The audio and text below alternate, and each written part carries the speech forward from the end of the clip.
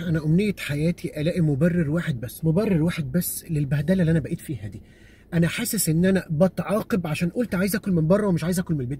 اللي هو ايه، انزل بنكشتك دي، البس اي تيشيرت، شوف انت هات الاكل انت، لان عيب بتاع الدليفري يجي. ينفع بتاع الدليفري يجي وفي راجل في البيت على اساس ان بتاع الدليفري ده هيجي يختصرني؟ فرج في فيلم الكرنك هيجي بالحضن يا غالي جبت لك الاوردر مثلا. انا مش فاهم. انا بجد بتعامل انا حاسس ان المطعم ده المنافس ليهم في البيت، اللي هو هم عندهم تارجت عدد معين من الوجبات لازم يخلص عشان ياخدوا بونص. والله ما في بونص، بحبكم بس والله ما في بونص. بعدين موضوع البيتزا ده احنا خلاص بقالنا 10 سنين بنجرب فيها مش عارفين تعملوها. موضوع العجينه الربع متر مع شويه الخضار والطماطم اللي لميتوهم من درج الثلاجه قبل ما يتبلوا ويلا هنسميها مارجريتا وهياكلوها، لا هي ما اسمهاش مارجريتا، دي عجينه خضار والله ما حلوه وبتوجع البطن. فشوفوا لكم، خلوا روحكم رياضيه اقول لكم.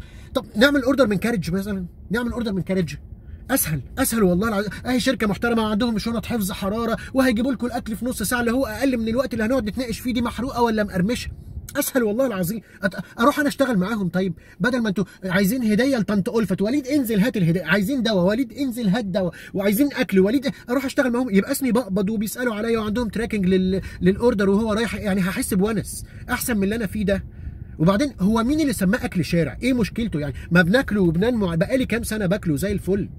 تاكلوا وتنبسطوا، ولو الاكل شكله حلو تصوروه وتنزلوه ستوريز على الانستجرام، ونبدا بعد كده فقط طب والله حرام ولا حلال الاكل ده؟ مش كنا طبخناه في البيت؟ خساره الفلوس. لا ده اسمه سد نفس، ادوا فرصه للفرحه تخش بطنه شويه، مش كده. ويا سلام بقى لو انا اللي جبت الاكل في البيت لوحدي، فجاه سحبت استغراب واكل الشارع يبقى حلو واهل الكهف ايه ده؟ دي بطاطس بجد؟ ده شكل البطاطس؟ وريني كده بتشرب ايه. اول مره اشوف واحد يقول وريني ويمد ايده ياخد ويدوق، بيشوف بايده وبقه. انا ما شفتش كده.